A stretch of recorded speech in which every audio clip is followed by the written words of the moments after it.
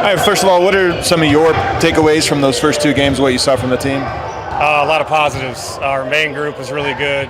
Game one, obviously, I think we're up 14 when we took those guys out against a really, really good team.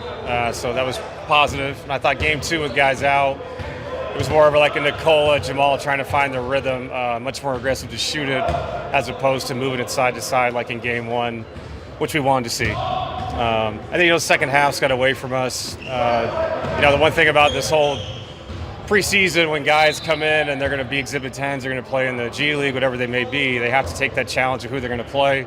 Boston decided to play their guys longer, not to mention their second unit a little bit longer in the fourth quarter, so they got to play against the real thing, and sometimes they can get away from you. So good learning experience for them, but overall, major positive. I have no idea what day it is or what time it is right now, but it was a good basketball experience over there. So the team had 20 plays in transition in the first half in that first game.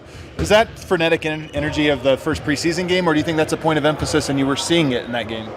It's a point of emphasis. We looked at our last 2 years. I know last year, I think the stat was, I'm sure coaches said it, 16 points in fast break when we win, 10 and we lose. We've got to run efficiently. We did not run very efficient in that game one, but we did get opportunities. We've added pieces this year that can push the ball, find easy baskets. So it is a point of emphasis. We just have to keep working on it. Bigger picture question. When you have the Northwest Division last year finish 1, 2, 3 in the West, how important are divisional games? I know that's easy to say, but how vital are they? For us, they're huge because, like you said, it's so different than it used to be with the 6 divisions, but some divisions are different than others. And winning our division or being in that top 3 probably means you're in the top 5 at least in the West, the way things shook out last year and the way they look this year. So we have to have a focus when we play those teams. Obviously, game one is against one of them. It's an unbelievable division with, all different styles of play. It's a great challenge for us. Coach, how could a trip like this maybe help a team in terms of bonding and cohesion? Obviously, it was an extended trip with activities on and off the court. Yeah. It goes a long way, and I think when you have new people, it kind of force feeds communication. You're eating together, you're on buses together. For those of you that were there, it was like we had every type of transportation you could think of to get around, and you were with a plethora of different people, not just with the players, but staff, support staff, media. We're all together in it. So it's kind of a family bonding thing. It's a long way to go to do a family bonding thing, but it really was. It was a good experience. Coach, Russell Westbrook has very specific skills, very different skills than maybe some of the bench guys had last year. Just what goes into building a group around him and then maybe building an offense that's successful around him? I think it's the other guys. They have to take advantage of what he naturally has and what he's brought to our game in the NBA for a long time. You have to be willing to run with him, space correctly for him, because, he's a guy that can get in the paint and create for other people, but that's not just on him to do that. That's the group's responsibility. I thought we saw some growth throughout the trip, and honestly, in the scrimmages here before we left, you saw some positives moving that way, and we're trying to find the right group that can fit. We have to get time with him playing with some of the starters too, because he's going to be out there with those guys. But no, it's nice to bring a different element to our team. It brings something that we can work on, talk about, and get better at with different skill sets that fit his game. Coach, Julian is getting to the rim a lot in preseason. Just from what you've seen, is there something that shifted for him? Is he going to be faster now? Is there a skill he's improved that's allowed him to do that? I think he's always been able to get to his right hand and get to the paint. There's probably playing with the main guys more. There's more closeout situations maybe that he hasn't had in the past. He played with Nikola, Jamal, Michael, Aaron. There's going to be a lot of like 2-on-1, 3v2 situations, and the ball ends up in your hand, and now you have the advantage of somebody closing out to you. Not to mention with the second unit playing with Russ, with a rolling big sometimes with DJ, with the way Dario can play make. It's less separation, where if it's just catch and shoot plays and someone can lock in on his body, those situations don't happen as much. So it's good to see, and obviously he has a very efficient floater. If we can get him to that spot more often where he doesn't have to just be a shooter but be a scorer, which I really think he is, that's a major positive for us. David, is Peyton able to do any more today than he was prior to the trip, or is he still pretty limited? No, he did. He got through about half of practice. I know they're ramping him up slowly. Those injuries are the worst, the soft tissue stuff. But no, I was just talking to him. He's feeling a lot better. He actually got to some live stuff today. It wasn't 5-on-5, but close to it, some 3-on-3 stuff. So, yeah, he's steadily progressing. What does Christian Brown look like at his best when he's playing with that starting? Running the floor, filling lanes, cutting and moving off the ball. And I think for Christian, the most important thing is to keep shooting the ball when he's open. That's one thing in the NBA we talk about all the time. You can create something great, and a lot of times if you drive it and try to create the next thing, you already have what was great. You're driving back into 7-foot people and athletes. So I think that's the next step for him, is to realize the guys trust him, and if we create a great shot, go ahead and shoot it. What is different about Michael Porter playing the 4 versus the 3? Is there a difference? Schematically, there is, spacing-wise. And, for us, with the traditional 4 that we have in Aaron, we space like teams did 10 years ago, whereas when Mike's out there, it's different. It's more of a spread lineup, obviously.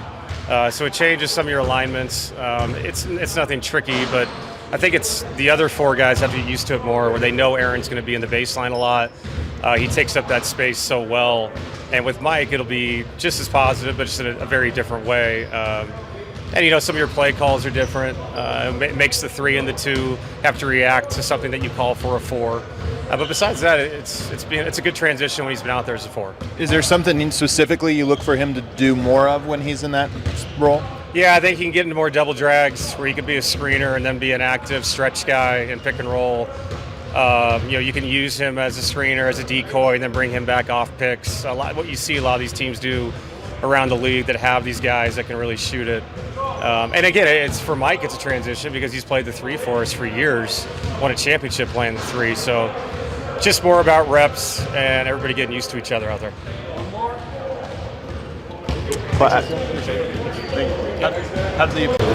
Well, first of all, Hunter, how was the trip? What stood out to you about the trip part of it? Yeah, it was good, man. I've never been to that part of the world before, so anytime you get to do a cool experience like that, it's always something to look forward to. So but I'm glad to be home. Yeah. How would you evaluate your performance in the 2 games, and what does the coaching staff talk to you about them? Yeah, I thought I played okay. I think there's definitely some things I could do better that I'm trying to improve on. But, I'm just trying to build it day by day, continue to get better in, all aspects. So. With so many pieces back, certainly from the championship team, Jamal said it still remains kind of a work in progress to get everybody on the same page. Do you have any idea, how close we are to everybody getting on the same page? Yeah, I don't know, man. I think it's just one of those things. You take it day by day. You try to get better every day, and then it's all going to click. So, we're just trying to stay the course, keep our heads down, and focus on us. And I think it'll all come together here pretty soon. Is it maybe a benefit the fact that you guys have a break between games until you play the Suns, maybe a chance to self-scout, reevaluate, and get back to work? Yeah, absolutely. I mean, anytime you get to have a couple of good days of practice before you play again is always good. There's always things you can improve on, so I think that's what we're going to focus on this week. Anybody else dealing with some kind of trip hangover, jet lag? We know that Coach Malone's not here. Yeah, I think that's a long trip, 16-hour flight on the way back. So I think a lot of guys are maybe feeling it just a little bit. So. Is there anything that you're picking up that's maybe a little different from your second training camp than your first one? Yeah, I mean, just being more comfortable. In the first one, you don't really know what to expect. But in the second one, you know what's going to happen. You know what you need to do. So it just gets easier. You get more comfortable out there. Just reading the floor with these guys, can you understand and appreciate some of the differences that maybe Russell Westbrook brings to that bench group this year? Yeah, I mean, he's a lot of fun to play with. He plays really hard. Shares the ball, plays unselfishly. So he's a lot of fun to play with. Tell him about us. I just said you're a lot of fun to play with, man. Yeah. Hey. Man, will y'all get out of here? Let me do this. Here we go. First of all, I just heard him say Honey Hunt. Is that the new nickname? I'm pretty sure he just made that up. I never heard that before. Sweet shot. Sweet shot. I think it makes some sense. Yeah. Your team is deep. How do you carve out a niche? You know what I mean? As a young player. Yeah, I think you just focus on ways that you can help the team impact winning. Whatever that may be, whether it's playing hard, rebounding, defending, making shots, I think, over time you kind of just figure out what your role is and just focus on that and just try and help the team in any way you can. So. How much has been like kind of rising to meet the physicality of the game been an emphasis for you between the rebounding in that second game, the fouls in the first one, obviously, and what's kind of that process been like for you trying to get to a certain point? Yeah. I mean, I think those are things I always focus on, just playing tough, playing physical, trying to rebound. I think those are important, and I think those are things I can excel in. So that was part of my mindset going into these 2 games. So. Appreciate it, man. Thanks. Thank you. Not really. Just working on us right now. Just working on our combinations and limiting your turnovers, fundamentals, rebounding, everything that we struggle with. But yeah, man, nothing glaring. Just going through the motions right now. We had a great 4 days before leading up to this, so today was just kind of get your legs loose and get up and down a little bit. Nice to have maybe a break after 2 games where you guys can kind of reevaluate and reassess. Yeah, that's what that was. So yeah, we're back and ready to go. What did the trip do for team chemistry? It was good. Like I said, we were just tired. We were just exhausted. It was fun. It was cool. It was beautiful. We were just too tired to do anything. Just trying to get back on schedule. Around the West, all the teams are big. How do you assess it? What's the West like this year from the overview? The West? Yeah. I have no clue. The Northwest. The Northwest? What's in the Northwest? Oklahoma City, Minnesota, Utah, Portland, you guys. Yeah, it sounds like a good division to me. Is there anything maybe on your own personal checklist that you're trying to accomplish between now and the regular season? We're ready for the regular season. We're ready to go. Make sure everybody's on point, knowing the plays. We got a lot of different combinations, so everybody's make sure everybody's not lost out there, playing free, playing fun. That's about it, man. Jamal, there were 20 transition possessions in the first half of the first game. Has that been an emphasis, just getting out in transition, getting the ball up quicker this year? For sure. And getting back. So yeah, to answer your question. How do you accomplish it? Is there how is that an emphasis, or is it just a thing of, hey, we want to run more? I mean, when they score, you try to get it up and move as fast as you can, and when you turn it over, you try to run with the guy that has the ball. When you make a mistake, you try to make your effort to get back. So stuff along those lines. When Christian runs with the first unit, what can he kind of do offensively to make himself effective within and around the actions that you guys run? He does everything. He can shoot it, he can slice, he can defend, he's active. He's a professional, so I think he does a little bit of everything, honestly. That's going to be key for us. Just bring the ball up the court here and there, set screens, set rips, okay, space the floor. I think he's going to have an opportunity to do everything. With how long you've been with this core group after an off season, how long does it take for you to feel comfortable with each other again? A few possessions, just realistically for a couple of days. But it's really just slowing down the pace and getting everybody in their spots and just being on the same page as a collective unit. 1 or 2 guys you're going to find a rhythm, but it's about 1 through 15 that got to have the same kind of correlations out there. So that's what we're trying to work out right now. Is it an adjustment to getting used to playing with Russ, or is it pretty simple? Nah, that's pretty simple. Run, be ready to catch the ball, play with energy. Is there anything you focus on in being an off-ball player if he's on the court? Is there anything you try to improve on there? Like I said, be ready to catch the ball, run, shoot the thing with confidence, play fast, play free. How much has he been in your ear already, if at all? Yeah, it's kind of funny because I grew up watching him. Well, we all did really. So it's cool to see him up close in person and know where you were when you watched him, compared to being with Yoke, who's going to go down as a Hall of Famer. Growing up with him, playing with him, is kind of we just have our own feel, our own.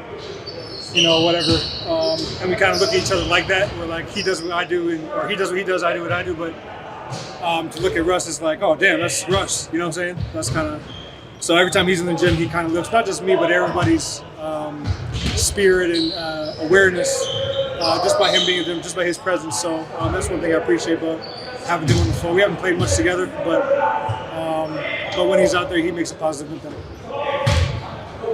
Chauncey's going into the Hall of Fame this weekend. Do you have any memories watching him growing up? Yeah, plenty just watching him play. I was a big Ben Wallace fan. I'm a Rip Hamilton fan.